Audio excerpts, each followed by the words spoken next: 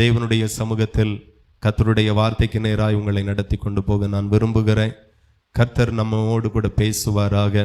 எத்தனை பேர் கர்த்தருடைய வார்த்தையை கேட்க வாஞ்சையோடு கூட இருக்கிறீர்கள்? வாஞ்சையாயிருக்கிற உங்களோடு கூட கர்த்தர் நிச்சயமாய் பேசுவாராக. தாகமாய் இருக்கிற உங்களுக்காக கர்த்தர் நிச்சயமாய் பேசுவாராக. இன்றைக்கு நீங்க கேட்க போகிற வார்த்தை உங்க வாழ்க்கையில ஒரு பெரிய மாற்றத்தை கொண்டு வர போகிறது என்று நம்பி நான் இந்த வார்த்தையை உங்களோடு கூட பகிர்ந்து கொள்ள நான் ஆசையாயிருக்கிறேன். ஹல்லேலூயா.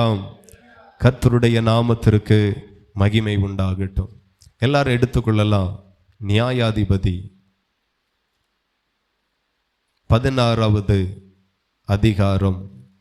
நியாயாதிபதி 16ஆம் அதிகாரம் எடுத்துக்கொள்ளலாம். வேதத்தின் முதல் பகுதியில் 324வது பக்கத்தை திருப்பிக் கொள்ளலாம். கவனிங்க.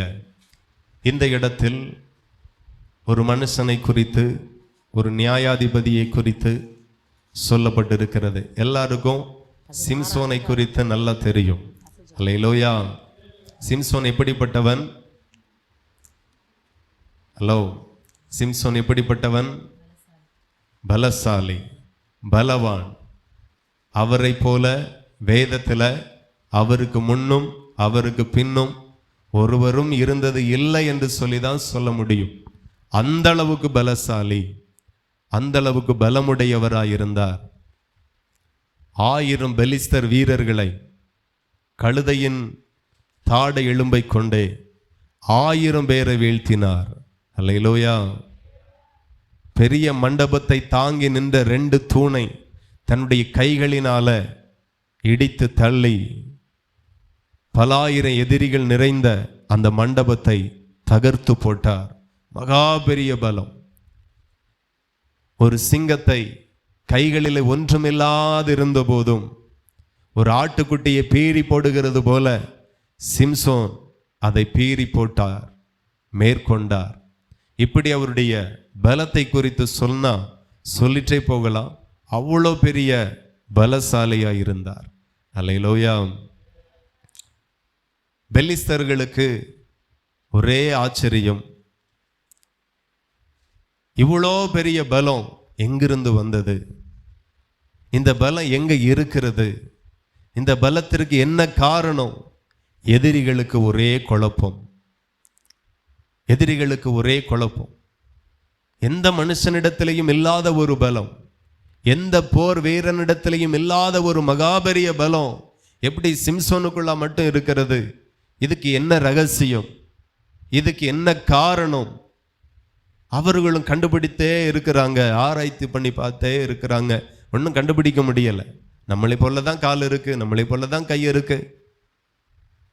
வரலாறை ஆய்வு செய்த சில ஆராய்ச்சியாளர்கள் சொல்லுகிறாங்க, நாம சிம்சோன் பலசாலி அப்படின்னு வாசிக்கும் போது நாம என்ன நினைக்கிறோம் அப்படின்னா, நல்ல கட்டுக்கொப்பாக அவருடைய உடம்பு இருக்கும் அப்படிங்கிற மாதிரி நமக்கு ஒரு யோசனை வரல. நமக்கு பலசாலினாலே எப்படிதான் இருப்பாங்க? அல்லேலூயா. ஆமா, ஒல்லியா இருக்க மாட்டாங்க. நல்ல திராணி போடு உடம்பு, நல்ல புஷ்டியா ஜம்முனி, நல்ல ஹைட்டு வெயிட்டு தோரணையா இருப்பாங்க. அதுதான் நம்முடைய ஞாபகத்துக்கு வரும். ஆனா வரலாற்றிலே ஆராய்ச்சி அவர்கள் சொல்லுகிறார்கள், சாதாரணமாக தான் இருப்பாரா. அல்லேலூயா. என்னை விட ஒல்லியா, என் மகளை விட ஒல்லியா, சாதாரணமா அப்படி இருப்பார். அவரை பார்த்தா யாரும் கண்டுபிடிக்க முடியாது. அப்போ சாதாரண ஒரு உடம்பை வச்சுட்டு 1000 போர் சேவர்களை, எல்லாருடைய கையிலையும் ஒரு கேடகம் இருக்கிறது, ஒரு ஈட்டி இருக்கிறது, ஒரு கேடகம் இருக்கிறது, ஒரு வாள் இருக்கிறது. யுத்தத்திற்கு வந்து வளைந்து கொள்ளுகிறார்கள். கீழே கிடக்கிற ஒரே ஒரு தாடை, கழுதையின் தாடை எலும்பை எடுத்து 1000 பேரை மேற்கொள்ளுகிறார்கள். அல்லேலூயா. ஒரே ஒரு சிம்சோன் 1000 பேரை மேற்கொள்ளுகிறான். இதெல்லாம் பார்த்துட்டு பெலிஸ்தர்களுக்கு ஒரே ஆச்சரியம், எங்க இருந்து வந்தது? நம்மளை விட ஒல்லியா தானே இருக்கிறான், நம்மளை போல தானே சாதாரணமாக தானே இருக்கிறான், இவனுடைய பலம் எங்க இருக்கிறது? இதே கேள்வியை நான் உங்களிடத்துல கேட்கிறேன். சிம்சோனுடைய அந்த மகாபரிய பலம் எங்க இருந்தது? தலைமுடியில் அல்லேலூயா. அப்போ சிம்சோனுடைய மகாபரிய பலம் எங்க இருந்தது? அவனுடைய தலைமுடியில் இருந்துச்சு. அல்லேலூயா. கரெக்டான ஆன்சர் தானா? அதனால தான் பாஸ்டர் அவனை மொட்டை போட்ட உடனே அவனுடைய மகாபரிய பலம் அவனை விட்டு போயிற்று. அப்படிதானே?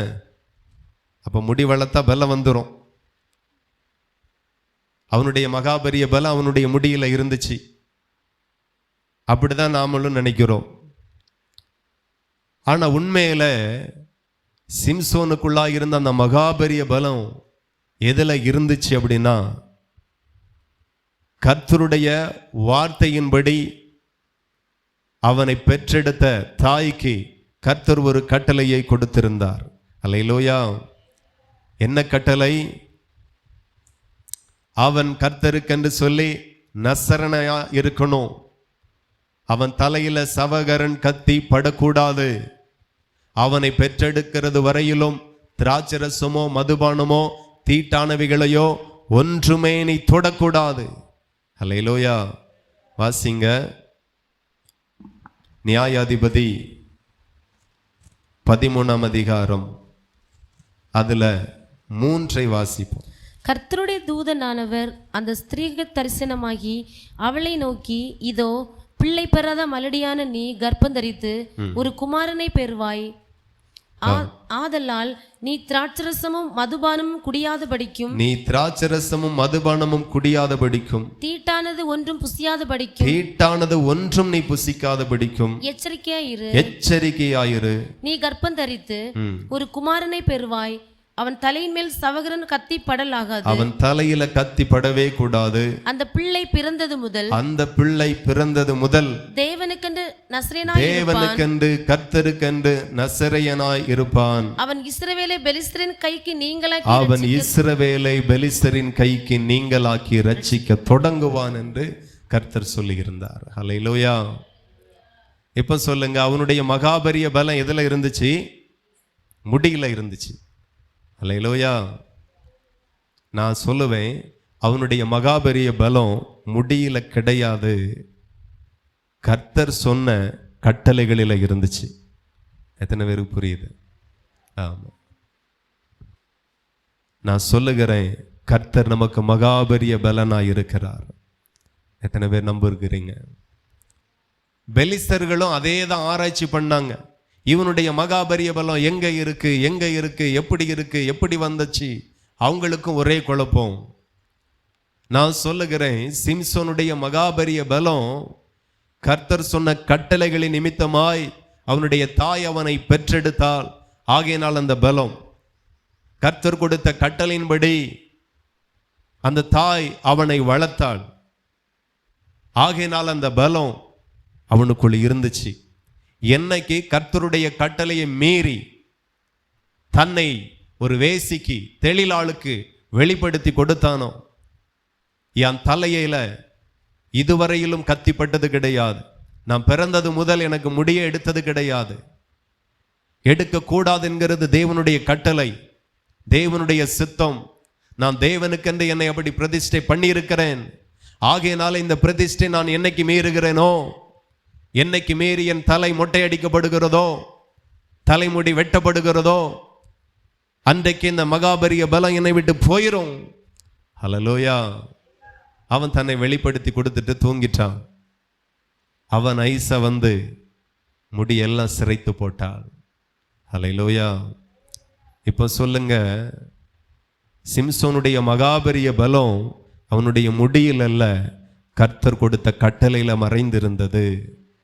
ஆமேன் சொல்லுவீங்களா? ஹல்லேலூயா. சத்தியம் புரியுதா? நான் சொல்லுகிறேன், நமக்கென்று சொல்லி ஒரு பலம் இருக்கிறது. அது எங்கிருந்து வருகிறது என்றால், கர்த்தருடைய கட்டளையில இருந்து வருகிறது, கர்த்தருடைய சத்தியத்திலிருந்து வருகிறது, கர்த்தருடைய உபதேசத்திலிருந்து வருகிறது. நாம நிறைய பேருடைய வளர்ச்சியை பார்க்கிறோம், நிறைய பேருடைய ஆசீர்வாதத்தை பார்க்கிறோம், நிறைய பேருடைய உயர்வை பார்க்கிறோம். இந்த உயர்வு, இந்த மேன்மை, இந்த ஆசீர்வாதம் எப்படி வந்திருக்கும்? இன்னும் வேலை கிடைச்சதுனால அவங்க நல்லா இருக்கிறாங்க அப்படின்னு நாம நினைக்கலாம். இந்த வியாபாரத்தினால தான் அவங்க நல்லா இருக்கிறாங்க நாம நினைக்கலாம். வந்த மருமக வந்த ஞாரம் நினைக்கலாம். சிலர் சொல்லுவாங்க, இந்த பிள்ளை பிறந்த ஞாரம், இந்த வீடு வச்ச ஞாரம், இந்த மாடு பிடிச்ச ஞாரம், இந்த வண்டி வாங்கின ஞாரம், இந்த கார் வாங்கின ஞாரம். வெளியிருந்து பார்க்கிறவர்கள் இதனால தான் இவர்கள் ஆசீர்வாதமாக இருக்கிறார்கள், இதனால தான் இவர்கள் செழித்து இருக்கிறார்கள் என்று சிலர் நினைக்கிறது போலவே தேவனுடைய ஜனங்களும் ஒரு நாளும் நினைக்காதிருப்பீர்களாக. அவர்களுடைய மகாபெரிய வளர்ச்சி, மேன்மை, ஆசீர்வாதம் எதனால் வந்தது என்று சொன்னார், கர்த்தர் கொடுத்த கட்டளையை அவர் கை கொண்டு நடந்தபடியினால பரலோகத்தின் தேவன் அவர்கள் வானத்தின் பலகணிகளை திறந்து இடங்கொள்ளாமல் போக மட்டும் கர்த்தர் அவர்களை ஆசீர்வதித்தார். இதனால வந்தது அந்த பலன். எத்தனை பேருக்கு புரியுது? ஹல்லேலூயா. அவங்க பரம்பரை பணக்காரங்க, தாய் தகப்பன் சொத்து நிறைய இருந்துச்சு, அதனால அவர்கள் ஆசீர்வாதமா இருக்கிறாங்க, வசதியா இருக்கிறாங்க.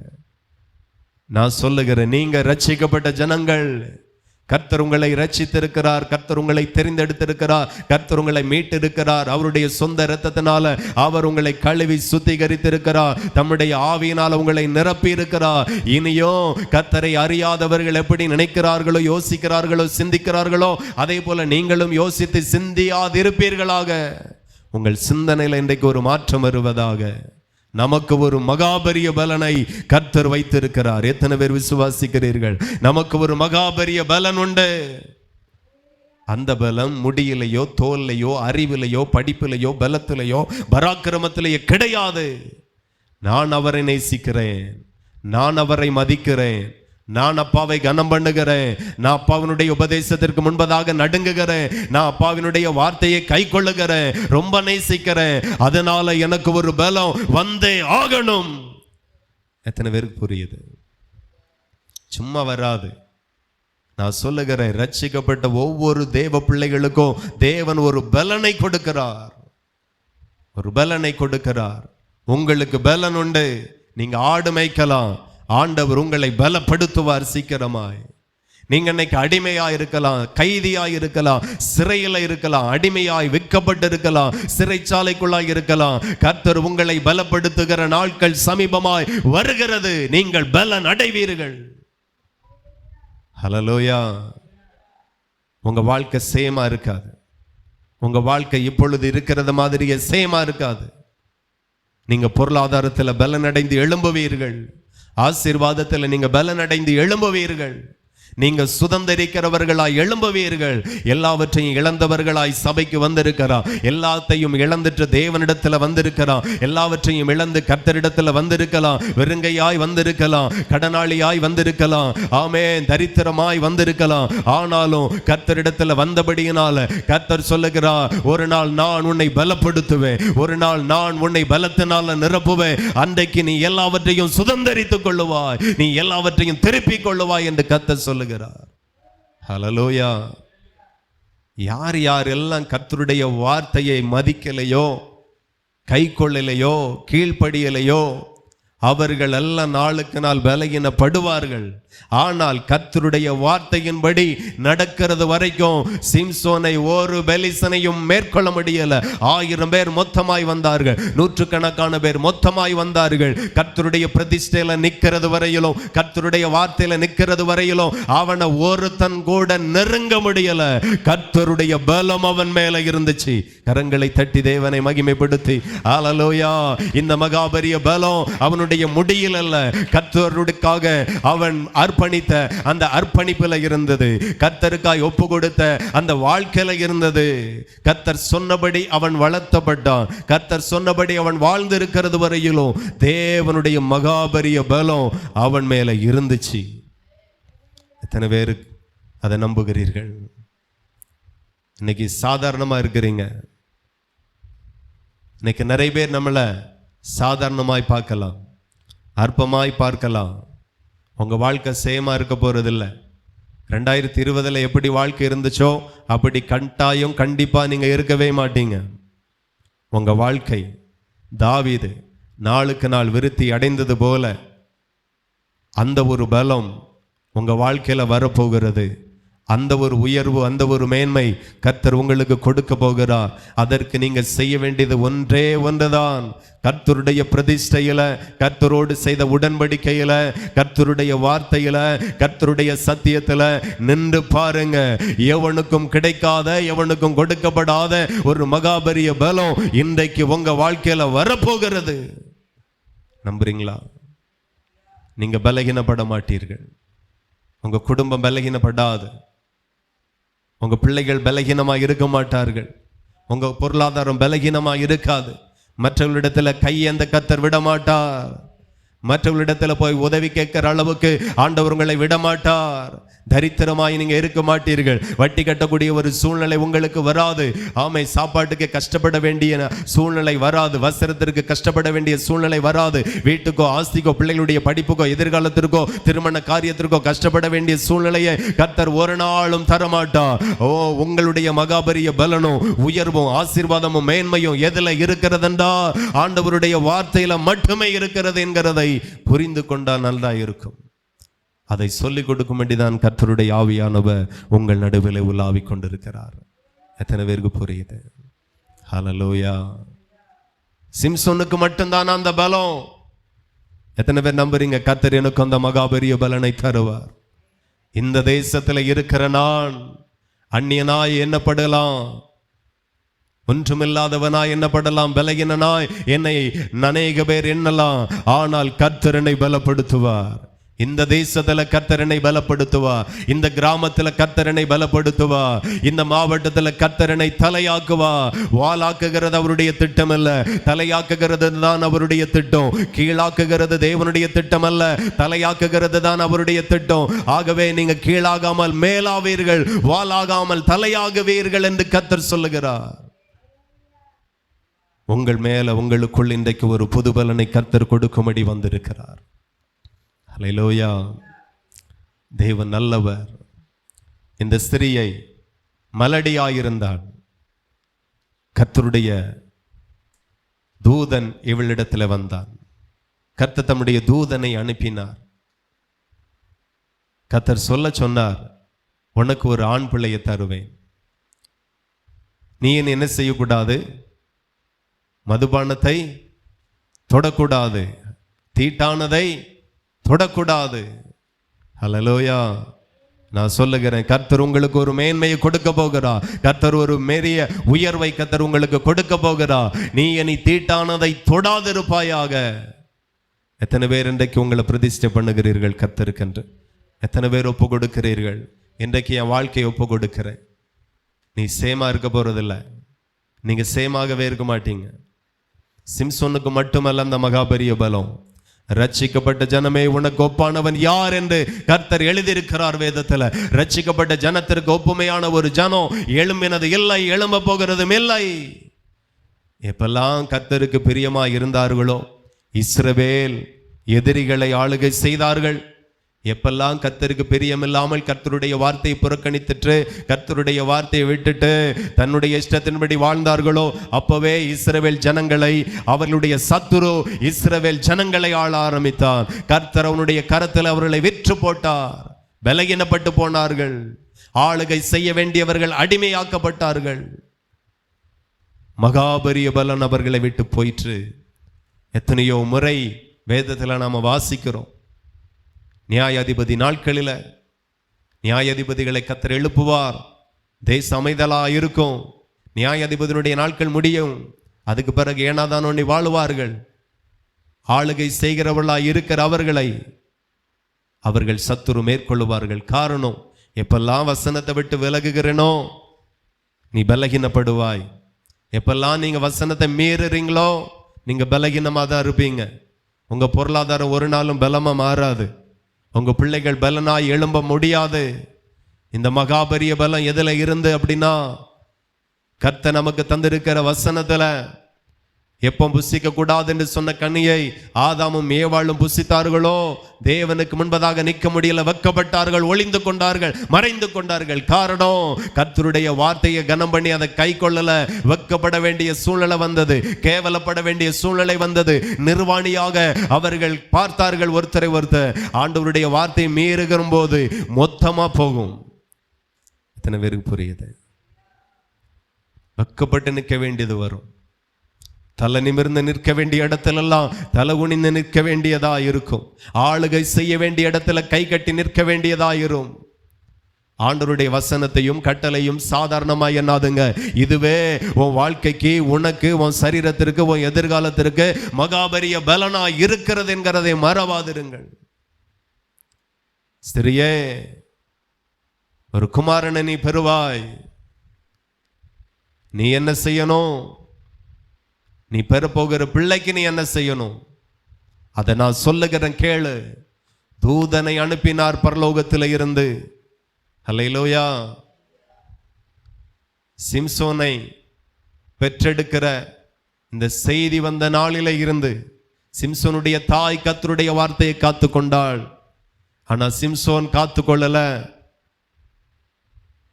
எங்க போய் படுக்க கூடாதோ அங்க போய் படுத்தான். யாரிடத்துல வெளிப்படுத்த கூடாதோ அவர்களிடத்துல தன்னுடைய பிரதிஷ்டையை வெளிப்படுத்தினான். எதை செய்யக்கூடாதோ அது அவனுக்கு செய்யப்பட்டது. இன்னைக்கும் நிறைய பேருக்குள்ளாய் கேள்வி இருக்கிறது. இதுல என்ன இருக்கு? இதுல என்ன இருக்கு? இதெல்லாம் சாதாரணம் தானே? சாதாரணம்தான். பாவம் செஞ்சா நீங்க சாக மாட்டீங்க, அநியாயம் செய்தால் சாக மாட்டீங்க. ஆனா பலம் போயிரும், சக்தி போயிரும், பவர் போயிரும். தேவனால் அருளப்பட்ட ஒரு பவர் எத்தனை பேருக்குள்ள இருக்கு என்று உண்மையா விசுவாசிக்கிறீங்க? ஹல்லேலூயா. கர்த்தர் உங்களுக்கு ஒரு பவர் தந்திருக்கிறார், அதிகாரத்தை தந்திருக்கிறார். உங்களை அதிகாரப்படுத்தும்படி, பலமுள்ளவர்களாய் மாற்றும்படிதான் தேவன் தன்னுடைய ஆவியானவரை குமாரனுக்கு பின்பு அவர் இந்த பூமியில சபையில ஒவ்வொரு ரட்சிக்கப்பட்ட பிள்ளைகளுக்குள்ளாய், விசுவாசிகளுக்குள்ளாய் கட்டளையிட்டார். உங்களுக்குள்ளாகவும் சிம்சோனுக்குள்ளாய் இருந்ததை காட்டிலும் அதே ஆவியானவர் உங்களுக்குள் பல மடங்காய் இருக்கிறார். கரங்களை தட்டி தேவனை மகிமைப்படுத்துங்க. பரிசுத்த ஆவியினால பரலோகம் உங்களை நிரப்பி இருக்கிறது. தேவன் உங்களை நிரப்பி இருக்கிறார். உங்களுக்குள்ளாகவும் ஒருவர் இருக்கிறார். உங்களுக்குள்ளாகவும் ஒரு தேவ பலம் இருக்கிறது. பாவம் செய்தா என்ன? ஒண்ணும் இல்லை, அவர் போயிருவாரு, பலம் போயிரும். சத்துரு மேல உன் கரம் உயர்ந்திருந்தது அவர் இருக்கிறது வரைக்கும், அவருக்குள் நீ இருக்கிறது வரைக்கும். இனி அது நடக்காது. ஆமென். இனி சத்துரு உன் மேல கரத்தை உயர்த்துவான் என்று கர்த்தர் சொல்லுகிறார். பலத்தை இழந்துராதுங்க. பரலோகத்தின் தேவனால நமக்கு அருளப்பட்ட ஒரு பலம் நாம ஒரு நாள் இழந்துடக்கூடாது. பலத்தை காத்துக்கொள்ளுங்க, பலத்தை காத்துக்கொள்ளுங்க. தேவன் கொடுத்த பலத்தை காத்துக்கொள்ளுங்க. தேவன் கொடுத்த வசனத்தை காப்பீர்களானால் கர்த்தருடைய பலத்தை நீங்க காத்துக்கொள்ளுவீர்கள். ஒரு சத்தையை தைலக்காரனுடைய மொத்த தைலத்தையும் கெட்டு நாரி போக பண்ணுமா ஒரு சத்தையை. அதே போல ஒரு கெட்ட சுவாபம், ஒரு கெட்ட கிரியை, ஒரு தீட்டான காரியம் மொத்த பலத்தையும் நாரடிக்கும் என்று கர்த்தர் வெளிப்படுத்துகிறார். எத்தனை பேருக்கு புரியுது? ஆண்டவர் ஒரு தூதனை அனுப்புகிறார் என்றால், ஒரு தூதனை அனுப்பி சொல்லுகிறார். இன்றைக்கோ கர்த்தர் நம்மோடு கூட பேசி கொண்டிருக்கிறார். ஒரு மனுஷனை எழுப்பி அந்த மனுஷனுக்குள் தன்னுடைய ஆவியை வைத்து உங்களோடும் என்னோடும் அவர் பேசி கொண்டிருக்கிறார். இந்த வார்த்தைகள் எவ்வளவு முக்கியம் என்கிறதை நீங்க உணரணும். இதுல என்ன இருக்கு? கொஞ்சம் குடிச்சா என்ன இருக்கு? கொஞ்சம் சிகரெட் குடிச்சா இதுல என்ன இருக்கு? ஒன்னும் இல்லம்மா, பலம் போயிரும், பலம் போயிரும், ஆளுகை போயிரும். நீ பலகீனப்பட்டுருவ, உன் குடும்பம் பலகீனப்பட்டுரும். அவருக்குள் நிலைத்திருக்கிறது வரையிலும் நீ வளர்ந்து கொண்டே இருப்பாய், நீ கட்டப்பட்டு கொண்டே இருப்பாய், நீ ஆசீர்வதிக்கப்பட்டு கொண்டே இருப்பாய், நீ உயர்ந்து கொண்டே இருப்பாய். ஹல்லேலூயா. இதுதான் தேவனுடைய ரகசியம். அன்னைக்கு சிம்சோனுக்குள்ளாய் இருந்த அதே பலன் தான் கர்த்தர் இன்றைக்கு உனக்குள்ளாய் தந்திருக்கிறார். நீ பலகீனர்கள் கிடையாது, பலவான்கள். எதுவரைக்கும் அந்த பலம் நமக்குள்ளாய் நீடித்திருக்கும் என்றால், நான் கர்த்தருடைய வார்த்தையில நீடித்திருப்பேன். ஆனால் கர்த்தருடைய பலம் எனக்குள்ளாய் இருந்துட்டே இருக்கும். நான் செய்கிறதெல்லாம் எனக்கு வாய்க்கும்.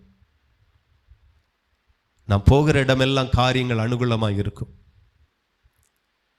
எத்தனையோ பேருக்கு ராதபுரத்திலிருந்து புறப்பட்டு வள்ளியூருக்கு போக வேண்டிய எத்தனையோ பேர் இந்த எல்கையை தாண்ட முடியல, சமத்துவபுரத்தை தாண்ட முடியல, கும்பளம்பாடை தாண்ட முடியல, வள்ளியூருக்கு போயிட்டு ரிட்டர்ன் வர முடியல. ஞானம் போயிற்று, வாகனத்தை இயக்க வேண்டிய ஞானம் போயிற்று. அந்த மகாபரிய பலம் போயிற்று, கண்ட்ரோல் இல்லாமல் போயிற்று. திருநெல்வேலியை தாண்டி போக முடியலை, திருநெல்வேலியை தாண்டி ராதபுரத்துக்குள் வர முடியலை. ஞானம் போயிற்று, அறிவு போயிற்று, எவ்வளோ ஸ்பீடில் ஓட்டணுங்கிற ஞானம் போயிற்று, எப்படி வாகனத்தை கண்ட்ரோல் பண்ணணுங்கிற ஞானம் போயிற்று. அதனுடைய அர்த்தம் என்ன? உன் பலம் உன்னை விட்டு போயிற்று, உன் அறிவு உன்னை விட்டு போயிற்று, உன் விவேகம் உன்னை விட்டு போயிற்று. காரணம், நீ ஆண்டவருடைய வார்த்தை விட்டு போயிட்ட, கர்த்தருடைய வசனத்தை மதிக்கல. உன் பலம் எதுல இருக்குன்னு உனக்கே தெரியல. அதான் சொன்னீங்க பாருங்க, முடியல இருந்துச்சு இல்லையா? சிம்சனுடைய பலம் எதுல இருந்துச்சு? முடியல இருந்துச்சு. அப்படிதான் நாமளும் நினைக்கிறோம். அது நல்ல வாகனம், நல்ல ஏர் பேக் எல்லாம் இருக்கு, கொண்டு போய் விட்டா ஏர் பேக் வந்து காப்பாற்றும்.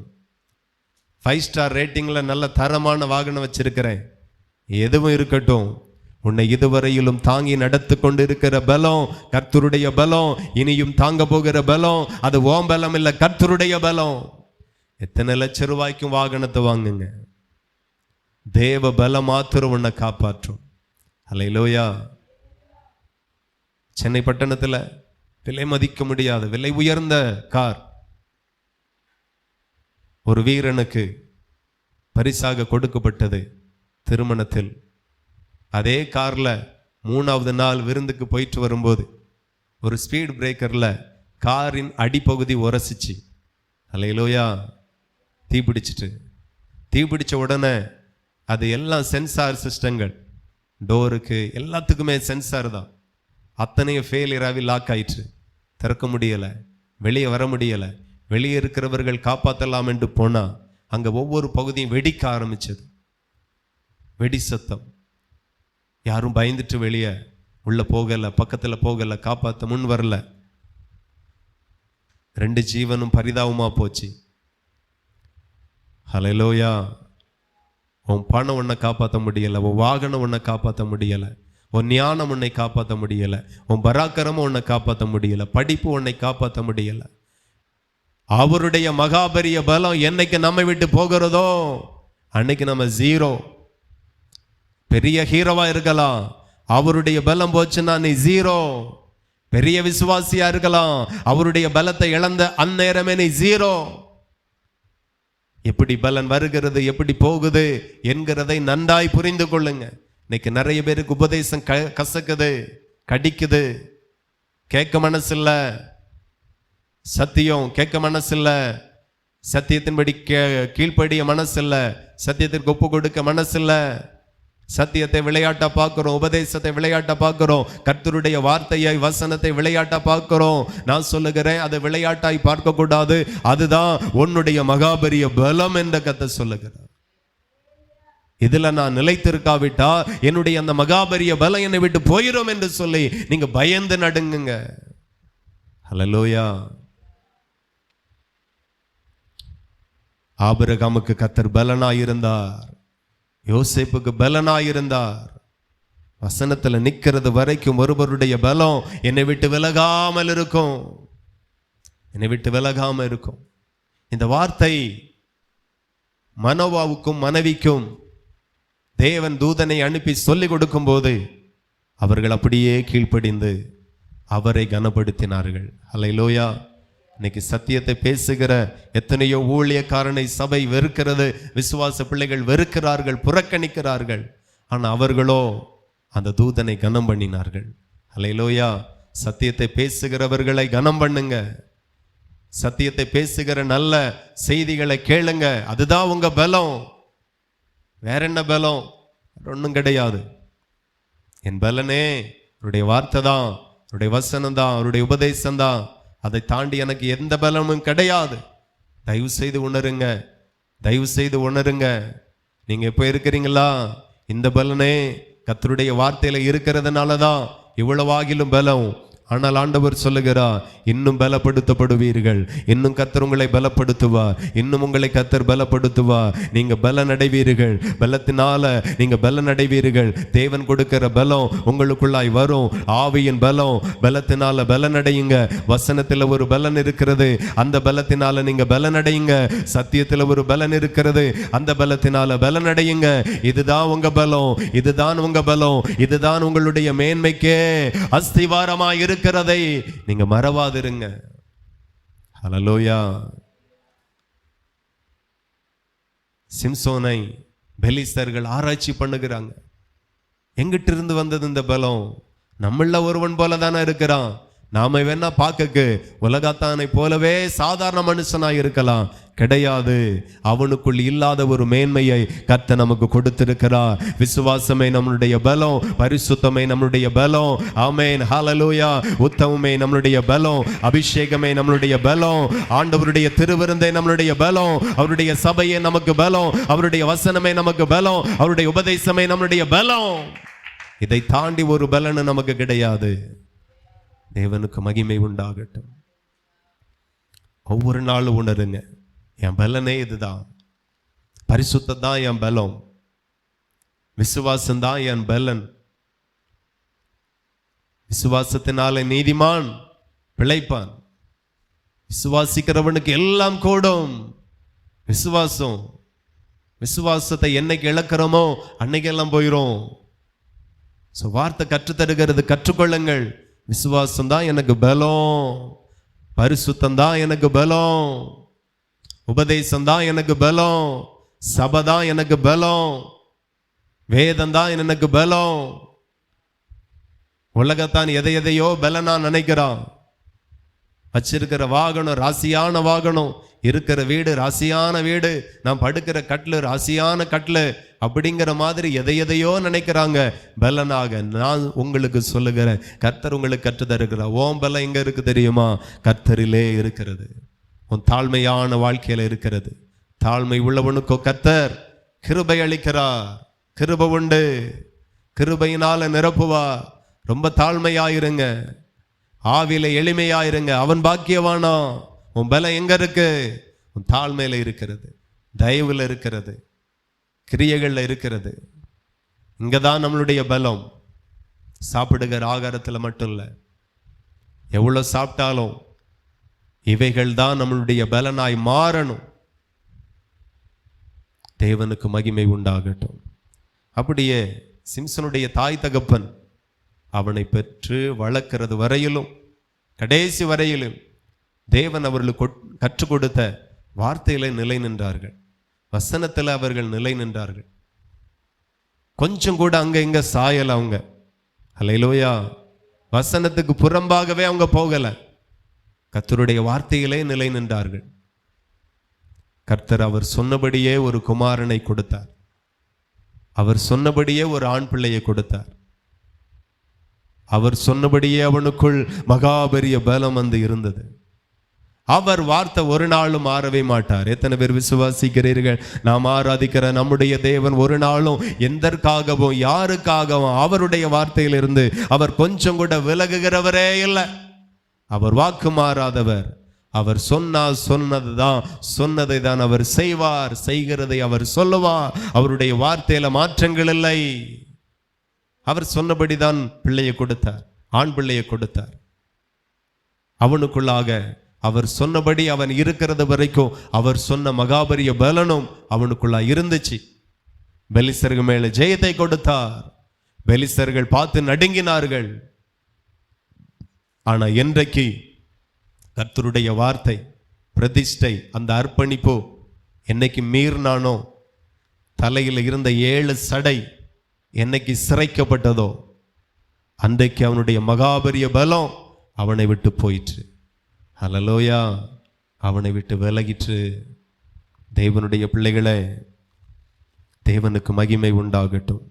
புரிந்து கொள்ளுங்கள், என்னுடைய பலம் என் தேவனுடைய வார்த்தையில இருந்து வருகிறது, என் ஆண்டவருடைய வசனத்திலிருந்து வருகிறது என்கிறதை புரிந்து கொள்ளுங்க.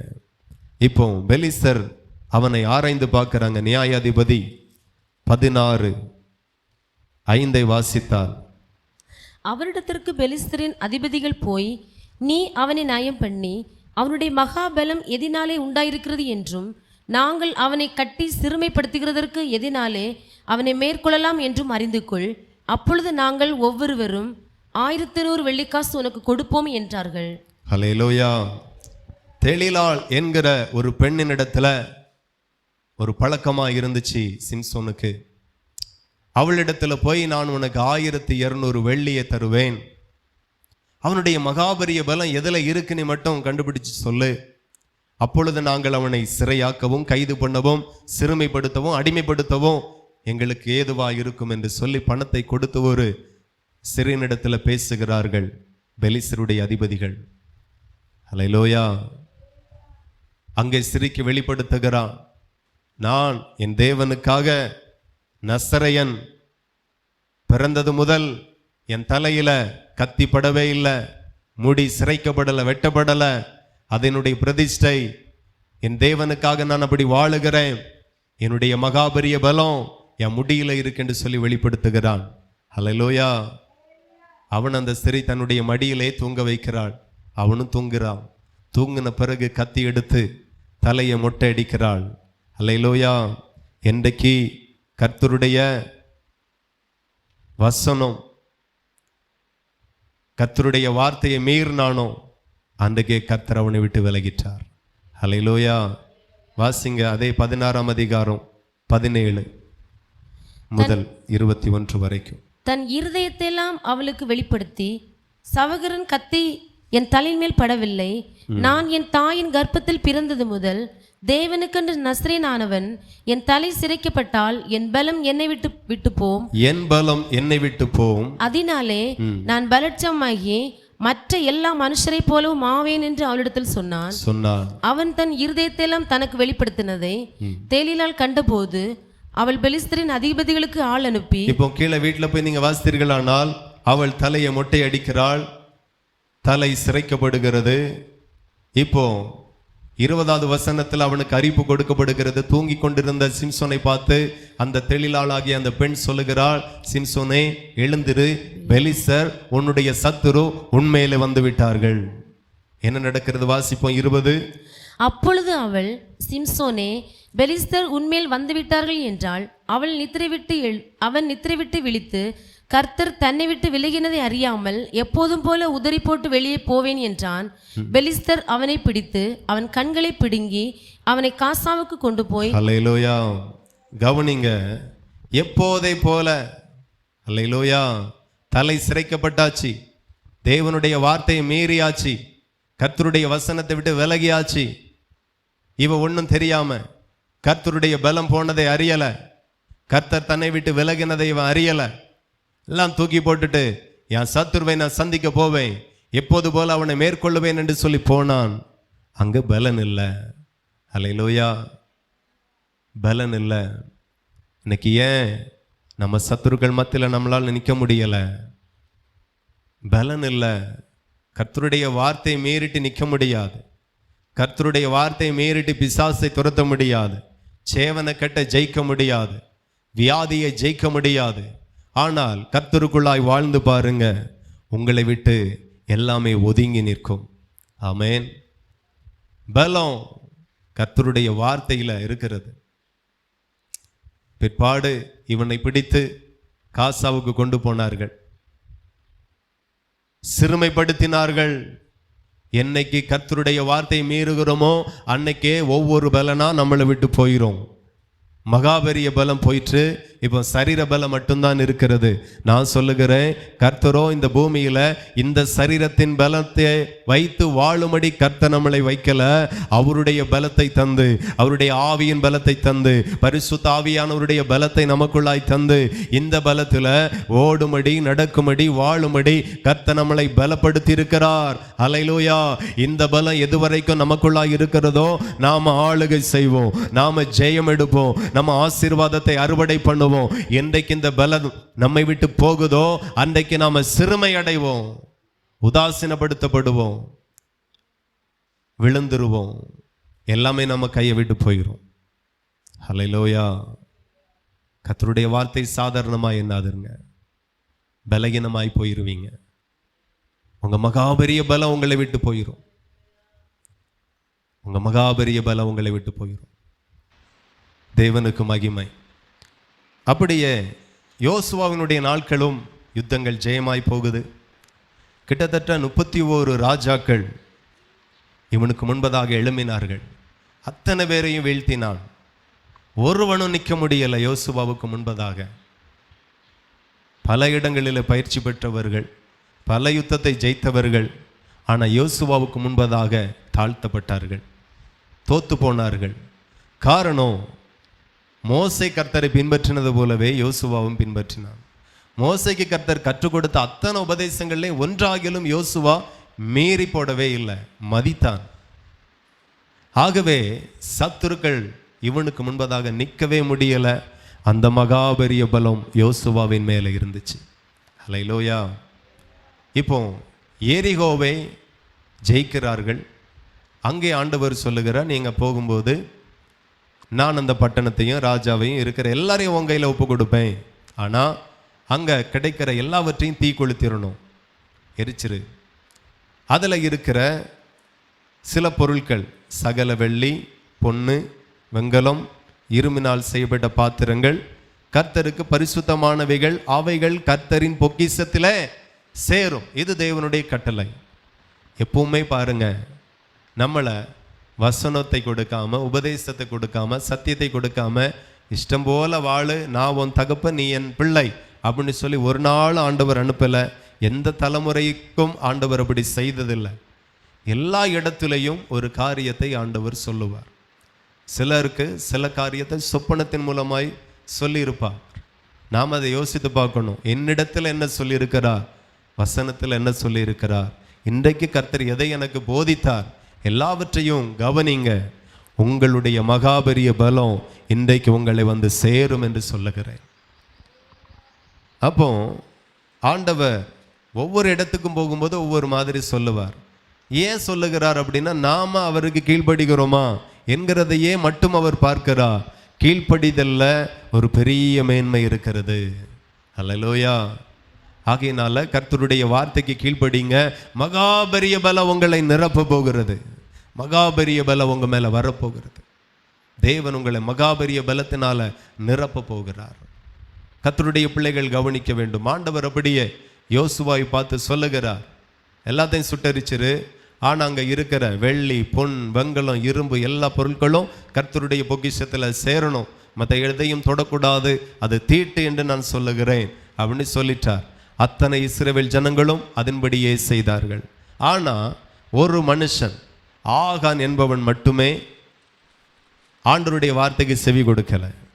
அங்கே பார்க்கிறான், வெள்ளியை பார்க்கிறான், பொன்னை பார்க்கிறான், நல்ல அழகான விலை உயர்ந்த சால்வையை பார்க்கிறான், சூப்பரா இருக்கிறதே, இச்சிக்கிறான், விரும்புகிறான். கர்த்தருடைய கட்டளையை பார்க்கல, கர்த்தருடைய வசனத்தை பார்க்கல, எல்லாம் எடுத்துக்கொண்டு தன்னுடைய வீட்டில் போய் மறைச்சு வச்சுட்டான். ஹல்லேலூயா. இப்போ அந்த இடத்துல இருந்து இன்னொரு இடத்துக்கு வந்தாச்சு.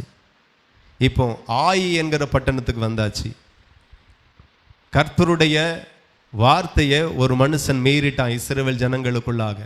இப்போ அடுத்த ஒரு யுத்தத்திற்கு போகும்போது வேவு பார்க்கும்படி யோசுவா ஜனங்களை அனுப்புகிறான். வேவு பார்க்கிறார்கள். ஹல்லேலூயா. அப்போ 7வது அதிகாரம், யோசுவா 7ஆம் அதிகாரத்தில் நம்ம வாசிக்கிறோம். அங்கே ஆயி பட்டணத்திற்கு போக ஆட்களை அனுப்பி நீங்கள் போய் அந்த நாட்டை வேவு பாருங்கள் என்று சொல்லி 2ஆம் அதிகாரத்தில் எழுதப்பட்டிருக்கிறது. இப்போ பார்த்துட்டு வந்தவர்கள் 3வது வசனத்தில் யோசுவாவின் இடத்துல சொல்லுகிறார்கள், எல்லாரும் போக வேண்டியதில்லை, எல்லாரையும் கஷ்டப்படுத்தாண்டாம், ஏறக்குறைய 2000-3000 போய் போனாலே போதும், ஆயை நாம முறியடிக்கலாம். ஹல்லேலூயா. அது சின்ன ஏரியா தான், எதுக்கு நம்ம எல்லாரும் போகணும், தேவையே இல்லை. நாம் ஒரு 2000-3000 பேர் போனாலே யுத்தத்தை ஜெயித்துட்டு வந்துடலாம், பட்டணத்தை பிடிச்சிடலாம் அப்படின்னு சாதாரணமாக சொல்லுகிறாங்க. ஹல்லேலூயா. என் தேவன் கொஞ்ச பேரை கொண்டாகிலும் அதிக பேரை கொண்டாகிலும் ரட்சிக்க அவருக்கு தடையே கிடையாது. எத்தனை பேருக்கு புரியுது? ஆகவே யோனத்தானும் அவனுடைய ஆயுததாரியும் போய் ஒரு யுத்தத்தையே முடிச்சு வச்சுட்டு வந்துட்டாங்க. 2 பேர் தான். ஆனா இங்க 3000 பேர் புறப்பட்டு போகிறாங்க. 2000 3000 பேர் யுத்தத்திற்கு போறாங்க. ஒரே ஒரு மனுஷன் ஆகான் என்பவன் கர்த்தருடைய வார்த்தை மீறினான். இப்போ எல்லாரும் யுத்தத்திற்கு போகும்போது ஆயி பட்டணத்தார் இறங்கி வந்து தேவனுடைய ஜனத்தை ஓட ஓட அடித்து விரட்டி கிட்டத்தட்ட 30 பேருக்கும் மேலான ஜனங்களை வெட்டி சாய்த்தார்கள். யுத்தம் ஃபெயிலியர். சத்துருக்கு முன்பதாக நிற்க முடியலை. அங்கே எவ்வளோ பேர் இருக்கிறார்களோ அதை விட அதிகமாக தான் ஜனங்கள் புறப்பட்டு போனார்கள். இவர்களைப் போல தான் அவர்களும், அவர்களைப் போல தான் இவர்களும். ஆனால் இவர்களால் ஆயி பட்டணத்தாருக்கு முன்பதாக நிற்க முடியலை. காரணம் என்ன? ஒருத்தன் கர்த்தருடைய வார்த்தையை மீறிட்டான். அல்லேலூயா. நான் சொல்லுகிறேன், உங்கள் குடும்பம் இன்னும் பலனடையும். நீங்கள் இன்னும் ஆசீர்வாதமாக இருப்பீர்கள். நீங்கள் இன்னும் கர்த்தருக்குள்ளாக எழும்பி பிரகாசிப்பீர்கள். இந்தியா தேசத்தில் நீங்கள் ஆசீர்வாதமாக இருப்பீர்கள். நீங்கள் கர்த்தரை பின்பற்றுகிறது போல உங்கள் பிள்ளைகளும் பின்பற்றுவார்களாக. உங்கள் குடும்பமும் பின்பற்றும்படியா நீங்கள் அதிகமாய் திறப்பில் நின்று ஜெபம் பண்ணுங்க. பிள்ளைகளையும் கர்த்தருக்குள்ளாய் நடத்துங்க. உங்களுடைய மகாபரிய பலம் அதுவே என்று கர்த்தர் சொல்லுகிறார். அல்லேலூயா. நமக்கு ஒரு பலன் இருக்கிறது. ஒரே ஒரு மனுஷன் தீட்டானதை எடுத்துக்கொண்டு வீட்டில் வைத்தான். சத்துருக்கு முன்பதாக நிற்க முடியல. எக்ஸ்ட்ராவா யுத்தத்திற்கு ஜனங்கள் போனாங்க, ஆனாலும் ஜெயிக்க முடியல, ஆனாலும் நிற்க முடியல. காரணம், ஒரு மனுஷன் கர்த்தருடைய வார்த்தையை மீறிட்டான். அல்லேலூயா. இப்போ 4வது வசனம் நீங்க கவனித்தீர்களானால் யோசுவா 7:4 அப்படியே ஜனங்களில் ஏறக்குறைய 3000 பேர் அவ்விடத்திற்கு போனார்கள். ஆனாலும் அவர்கள் ஆயின் மனுஷருக்கு முன்பதாக முறிந்தோடினார்கள். அல்லேலூயா. வேவு பார்த்தவர்கள் என்ன சொன்னார்கள்? 2000 பேர் தேவைன்னா ஒரு 3000 பேர் போனாலே ஈஸியாக ஜெயிச்சிடலாம் யுத்தத்தை சொன்னார்கள். ஆனாலும் யோசுவா 3000 பேர் அனுப்பிவிட்டாங்க. எக்ஸ்ட்ராவா 1000 பேர் போனாங்க. ஆனாலும் தோல்வி. அல்லேலூயா. உன் மகாபெரிய பலம் எங்கேயோ இருக்கு நினைக்கிற. யுத்தத்திற்கு வேண்டிய ஜெயம் 1000கணக்கில் ஆட்களை அனுப்புனா ஜெயிச்சிடலாம் நீங்க நினைக்கிறீங்க. லட்சங்கள் இருந்தா ஜெயிச்சிடலாம் நினைக்கிறீங்க. ஆஸ்திகள் இருந்தா ஜெயிச்சிடலாம் நினைக்கிறீங்க. நம்மளுடைய பலம் ஆஸ்தியோ ஐஸ்வர்யமோ இல்லை. நம்முடைய பலம் வசனமும் உபதேசமும் சத்தியமும் கர்த்தருடைய வார்த்தையில தான் நமக்கு இருக்கிற மகாபெரிய பலம் வெளிப்படும். அல்லேலூயா.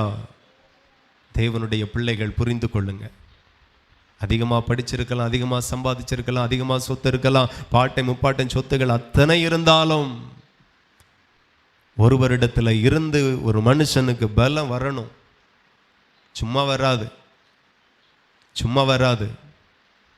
மகாபெரிய பலம் தேவனுக்குள்ளா இருக்கு, வசனத்தில் இருக்கு.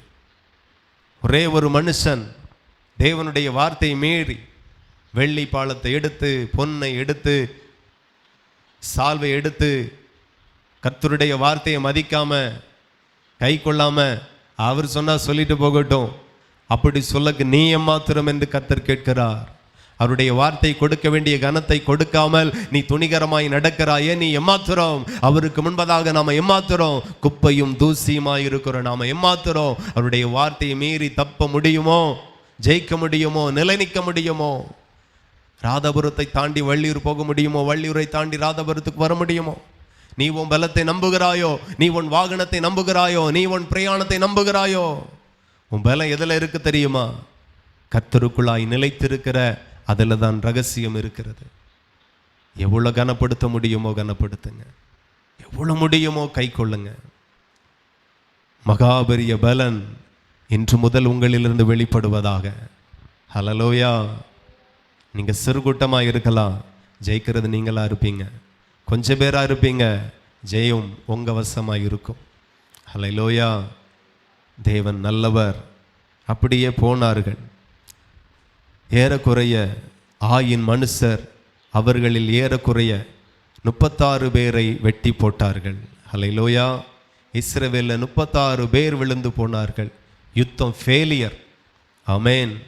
அப்போ யோசுவா தன் வஸ்திரத்தை கிழித்து அவனும் இஸ்ரவேலின் 30 சாயங்காலம் மட்டும் கர்த்தருடைய பெட்டிக்கு முன்பதாக தரையில முழங்குப்புற விழுந்து தங்கள் தலையின் மேல் புழுதியை போட்டுக்கொண்டு கிடந்தார்கள்.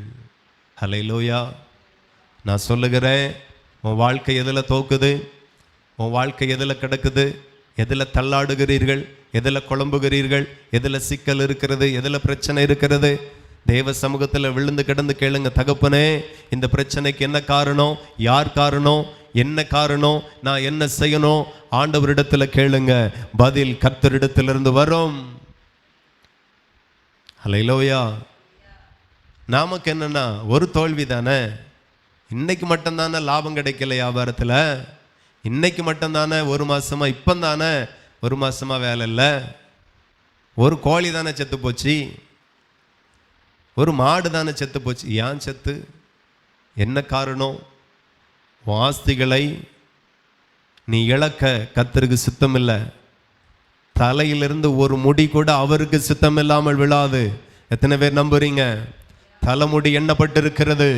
அப்படி இருக்க ஒரு இழப்பு உனக்கு வருது அப்படின்னா என்ன காரணங்கிறத நீ உணரல. கேளுங்க ஆண்டவரிடத்துல. யோசுவா, ஆசாரியர்கள், மூப்பர்கள், சபையார் எல்லாரும் சாயங்காலம் வரைக்கும் கர்த்தருடைய உடன்படிக்கை பெட்டிக்கு முன்பதாக விழுந்து கிடந்தார்கள். வஸ்திரத்தை கிழித்து கொண்டிருந்தார்கள். அழுது புலம்பினார்கள். ஜெயம் தோல்வி வரக்கு வாய்ப்பே இல்லையா? சத்துருக்கு முன்பதாக முதுகு காட்ட வேண்டிய ஒரு வாழ்க்கை, ஒரு சூழ்நிலை வரக்கு வாய்ப்பே இல்லையே தகப்பனே. எப்படி வந்தது? ஏன் வந்தது? எதற்கு வந்தது? ஆண்டவரிடத்தில் அழுது புலம்பி கேட்டார்கள். ஹல்லேலூயா. கர்த்தர் சரியாய் வெளிப்படுத்தினார். ஆமென். 10வது வசனத்தை வாசிக்கிறோம். அப்பொழுது கர்த்தர் யோசுவாவை நோக்கி, எழுந்திரு, நீ இப்படி முகங்குப்புற விழுந்து கிடக்கிறது என்ன? இஸ்ரவேலர் பாவம் செய்தார்கள். நான் அவர்களுக்கு கட்டளையிட்ட என் உடன்படிக்கையை மீறினார்கள். சாபத்தீட்டானதில் எடுத்துக்கொண்டதும், களவு செய்ததும், வஞ்சித்ததும், தங்கள் பண்டம் பாடிக்குள்ளே வைத்ததும் உண்டே என்று சொன்னார்கள். ஹல்லேலூயா. வஞ்சித்தது வீட்டில் இருக்கா? களவெடுத்தது வீட்டில் இருக்கா? சாபம் வரும். ஹல்லேலூயா. கர்த்தருடைய வார்த்தையை மீறி நடக்கிற வாழ்க்கை உன் வீட்டில் இருக்கா? குறை வரும். அந்த குறைக்கு நீ எவ்வளவு உழைச்சாலும் ஈடு கொடுக்கவே முடியாது. இதுதான் ரகசியம். புரிந்தால் நலமாயிருக்கும். ஹல்லேலூயா. ஆண்டவர் தெளிவாய் வெளிப்படுத்தினார். உடனே அவன் எழுந்து ஜனங்களை பரிசுத்தப்படுத்தி ஜனங்களுக்கு என்ன சொல்லணுமோ அதை சொல்லி கொடுத்தார். அப்போ 13வது வசனத்தில் நீங்கள் ஒரு 5 வரி தாண்டி வாசித்தீர்கள். ஆனால் அங்கே சொல்லப்படுக, சாபத்தீட்டானது உங்கள் நடுவே இருக்கிறது. நீங்கள் சாபத்தீட்டானதை உங்கள் நடுவிலிருந்து விலகாதிருக்கும் மட்டும் நீங்கள் உங்கள் சத்துருக்களுக்கு முன்பாக நிற்கக்கூடாது என்று இஸ்ரவேலின் தேவனாகிய கர்த்தர் சொல்லுகிறார். ஹல்லேலூயா. கர்த்தருக்குரிய பங்கு. ஆமென். வெள்ளும் பொன்னும் வெங்கலமும் இரும்பும் யாருடைய பொக்கிஷத்தில் சேரணும்? கர்த்தருடைய பொக்கிஷத்தில் சேரணும். உங்களுக்கு வரக்கூடிய வருமானத்தின் ஒரு பங்கு எங்க சேரணும்? சொல்லுங்க. கர்த்தருடைய பங்குல சேரணும். ஆனா அதையும் எத்தனையோ பேர் வஞ்சித்து வீட்டில் வச்சிருக்கிறாங்க. இருக்கிறது வரையும் உன்னால பலனடைய முடியாது, எழும்ப முடியாது, அடுத்த கட்டத்திற்கு போக முடியாது. இன்னைக்கு நிறைய பேர் கொடுக்கணுமா, சபை கொடுக்கணுமா, காணிக்க கொடுக்கணுமா, தசம்பாவம் கொடுக்கணுமா, இந்த வார்த்தையின்படி கொடுக்கணுமா, உற்சாகமா கொடுக்கணுமா, இல்லை வச்சிக்க, இருக்கட்டும், அங்கே இருக்கட்டும். என்ன நடக்குதுன்னு பாரு. என்ன நடக்கும்? உன் மகாபெரிய பலம் உன்னை விட்டு போயிடும். உனக்கு கொடுத்ததை கர்த்தர் தான் கொடுத்தார். கர்த்தர் கொடுத்ததில் இருந்து ஒரு சின்ன பங்கை நீ கொடுக்க இவ்வளோ யோசித்தால், ஒரு சின்ன காரியத்தை உன்னால செய்ய முடியாவிட்டா நீ உன் சத்துருக்கள் மத்தியில் எப்படி தலை நிமிர்ந்து நடப்பாய்? எப்படி உன் தலை உயர்த்தப்படும்? எப்படி உன் குடும்பம் எழும்பும், வியாபாரம் எழும்பும்? ஹல்லேலூயா. கர்த்தருடைய பங்கை ஒரு நாளும் வஞ்சிக்காதுங்க. அதில் தான் நம்முடைய மகாபரிய பலம் இருக்கிறது. கொடுக்காதது வரைக்கும் அதிகமாய் அறுத்தார்கள், கொஞ்சமாய் இருந்துச்சு. கொடுத்த பிறகு கொஞ்சமாய் அறுத்தார்கள், அதிகமாய் இருந்துச்சு. இதுவே உன்னுடைய பலம். எத்தனை பேருக்கு புரியுது? கொடுக்கறதுல உற்சாகப்படுங்க, கொடுக்கறதுல முன்னணிகளை நில்லுங்க. ஏன் தெரியுமா கொடுக்கிறோம்? அவரிடத்துல வாங்கக்காகவே நாம கொடுக்கிறோம். எத்தனை பேருக்கு புரியுது? வஞ்சித்தது, கர்த்தருடைய பங்கை வஞ்சித்தது உன் வீட்டில் இருக்கு. அதெல்லாம் வரணும், வெளியே வரணும். ஒவ்வொரு கோத்திரத்தையாய் கூப்பிடு, நான் ஒரு கோத்திரத்தை தெரிந்து கொள்ளுவேன், ஒரு குடும்பத்தை தெரிந்து கொடுப்பேன். அதுக்கப்புறம் அந்த குடும்பம் கிராஸ் பண்ணட்டும், ஒரு மனுஷனை தெரிந்தெடுப்பேன். அப்படி இயேசுக்குகிறான். ஹல்லேலூயா. ஆகான் என்பவனை கர்த்தர் தெரிந்து கொண்டார். இவன்தான், இவனிடத்துல தான் வஞ்சிக்கப்பட்டது இருக்கு. அப்ப அவனை பிடித்து விசாரிக்கிறார். ஆமா, என் வீட்டில் தான் இருக்கு அப்படின்னா. ஹல்லேலூயா. அவன் மேலே வந்த சாபம், அவன் குடும்பத்தின் மேலே வந்த தண்டனை வீட்டில் போய் வாசித்து பாருங்க. அதுக்கு பிறகு அந்த தீமை இஸ்ரவேல் தேசத்தை விட்டே, தன்னை விட்டே எடுத்து போட்டார்கள். அதுக்கு பிறகு போன யுத்தமெல்லாம் ஜெயமாக இருந்துச்சு. எந்த ஆயின் பட்டணத்தார் இஸ்ரவேல் தேவனுடைய பிள்ளையின் 36 பேரை வெட்டி வீழ்த்தினார்களோ அதே பட்டணத்தை மறுபடியும் போய் ஜெயித்தார்கள். ஓ, மகாபரிய பலம் கர்த்தருடைய வசனத்தில் இருக்கு என்கிறதை மறந்து போகாதே. கர்த்தருடைய வசனத்தை விட்டுட்டு ஓடுனா, எவ்வளோ ஓடினாலும் ஜெயிக்க முடியாது, எவ்வளோ பிரயாசப்பட்டாலும் எழும்ப முடியாது. இதுவே ரகசியம், இதுவே சத்தியம். புரிந்து கொண்டு தேவ சமூகத்தில் இப்போ எல்லாரும் ஒப்பு கொடுங்க. நம்முடைய பரிசுத்தமே நம்முடைய பலம், ஆராதனையே நம்முடைய பலம், உபதேசமே நம்முடைய பலம். தெளிலாலே அந்த சிம்சனுக்குள்ள இந்த மகாபரிய பலம் எதனால இருந்துச்சு என்று கண்டுபிடி. ஹல்லேலூயா.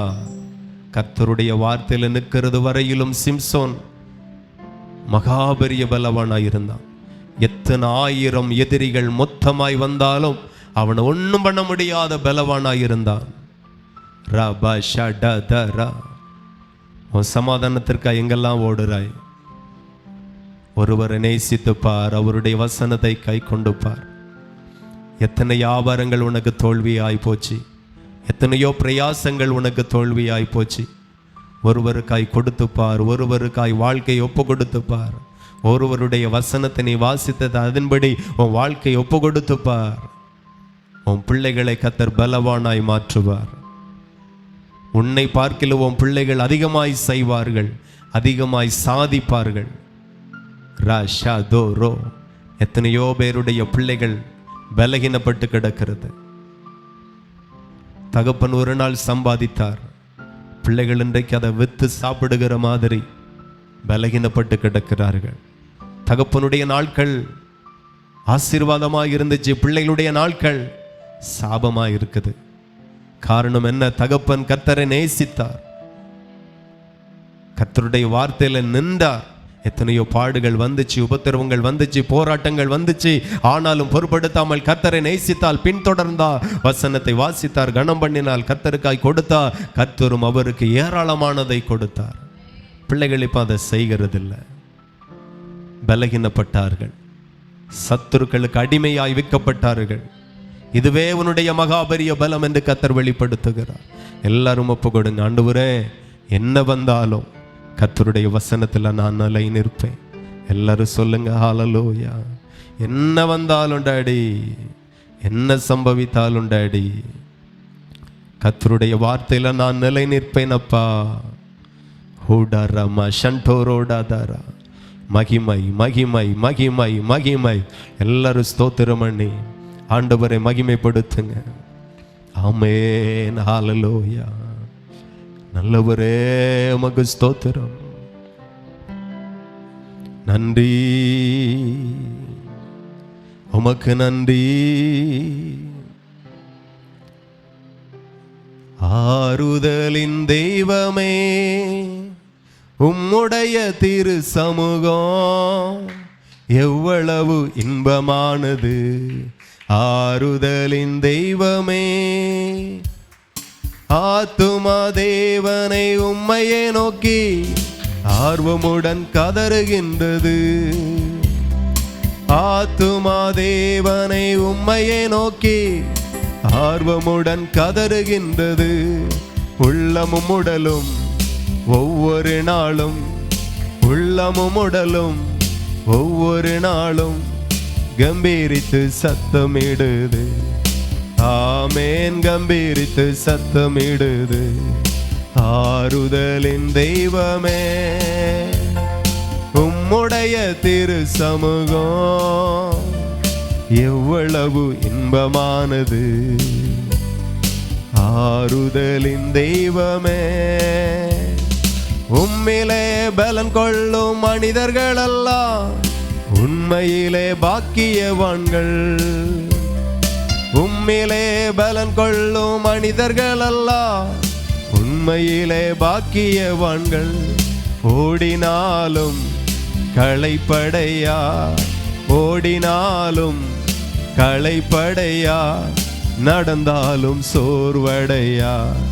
ஆமே, நடந்தாலும் சோர்வடையா.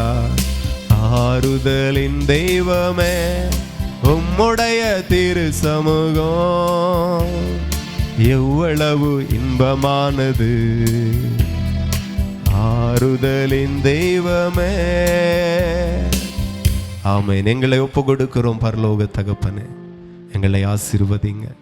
வசனத்தை புரிந்து, உம்மை புரிந்து ஆண்டவர் கொடுக்கிற கனம், வசனத்திற்கு கொடுக்கிற கனம் எல்லாவற்றையும் கொடுத்து ஆண்டவரே, சிம்சோனை போல பலனாய் எங்களை மாற்றுங்க.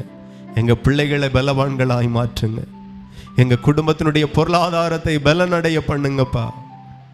இந்த வார்த்தை ஒவ்வொரு பேருக்குள்ளாய் 30, 60 பலனை கொண்டு வரட்டும்.